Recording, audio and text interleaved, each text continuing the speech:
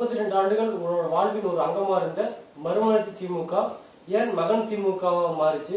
எதனால அந்த இடத்துக்கு வந்தது? அது ரொம்ப இயல்புதான். 1000 இருந்தாலும் மகனுக்காக குடும்பம் என்று பார்க்கின்ற போது மகனுக்காக அந்த சூழலை அவர் குடும்பத்தின் நெருக்கடிகள் நிச்சயம் இருந்திருக்கிறது என்பது இப்பொழுது நிறைய பேர் சொல்றாங்க. இது மாதிரி இயக்கத்தை கட்டி எழுப்பி யாருக்கிட்டே கொடுத்துட்டு போறது போல உங்க மகனையே எட்டு வந்து நிறுத்துங்க அப்படின்னாரு. ஆனால் தலைவருக்கு தெரியும் அவருக்கு தகுதி இல்லாதவர் என்று பலமுறை அவரே சொல்லி இருக்கிறாரு. கடைசியா என்னுடைய தலைமையில் நடைபெற்ற நந்தனம் மாநாட்டில் கூட துரையுடைய படங்கள் வைக்கப்பட்ட போது அதெல்லாம் எடுத்து போடுங்க, அவன் அதுக்கு தகுதி இல்லாதவன் என்று சொன்னவர். துரையும் தலைவர் வைகோ மீது நல்ல எண்ணம் கொண்டவர் அல்ல. நான் என்னிடம் பேசியதில்லை, நான் அவர்கிட்ட நான் பேசுனது கிடையாது. ஒரு சில முறை தான் பேசியிருப்போம். ஆனால் தொண்டர்கள் போய் பார்க்கும்போது அவருக்கு தான் வேலை இல்லைன்னா நீங்க வீடு குடும்பம் போய் தொழிலை பாருங்க, அவருக்கு பிழைக்க தெரியாம நீங்க போய் இப்படி கடக்குறீங்களா அப்படின்னு சொல்லி தலைவருடைய நிலைப்பாடுகளை விமர்சித்து பேசியவர் துரை. தலைவருக்கும் அவர் மீது நல்லெண்ணம் கிடையாது, துரைக்கும் தலைவர் மீது நல்லெண்ணம் கிடையாது.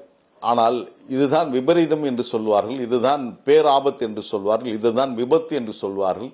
இன்றைக்கு அந்த மகனை கொண்டு வந்து இருக்கின்ற எங்களையெல்லாம் ஆட்டி படைக்கின்ற அந்த சூழலுக்கு அவர் சர்வதிகாராக மாறி இருக்கிறார். எனவேதான் மறுமலர்ச்சி என்ற சொல்லாடல் இனி அந்த இயக்கத்திற்கு பயன்படாது. அந்த கொள்கை சார்ந்தவர்கள் யாரும் இப்போது அவரிடம் இல்லை. எனவே அது மகன் திமுகவாக மாறி குறுகி போய்விட்டது என்பதுதான் எல்லோருடைய பார்வையும் இருக்கிறது. அந்த நானும் சொல்லியிருக்கிறேன். இப்போ துரை வைக்கும் விமர்சிக்க நீங்க அவர் அரசியலுக்கு வரணும் நீங்களே ஒரு நிகழ்ச்சியில் பேசியிருக்கீங்க. அது என்ன காரணம்? எதனால இந்த இடத்துக்கு வந்து தலைவர் வைகோ அவர்கள் என்னை மிகவும் நேசித்தார். அவர் எனக்கான ஒரு மிகப்பெரிய அரசியல் அங்கீகாரத்தை வழங்கியவர் என்பதை மாற்றுக்கருத்து இல்லை.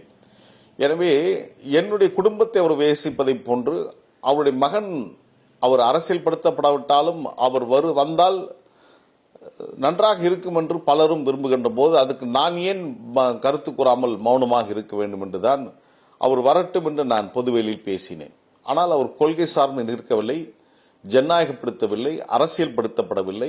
அவர் இப்பொழுதும் கார்பரேட்டாவாக இருக்கிறார். தனக்கு என்ன லாபம் என்றுதான் பார்க்கிறார். இயக்கம், பொதுநலன், இது எதையும் துரையுடன் நாங்கள் காணவில்லை. எனவேதான் அவர் அதற்கு சரிபட்டு வரமாட்டார் என்று ஏற்கனவே தலைவர் வைகோ அவர்கள் முன்மொழிந்ததை நீண்ட இடைவெளிக்கு பின்னால் நான் வழிமொழிகிறேன். துரை அரசியலுக்கு தகுதியில்லாத நபர் என்று.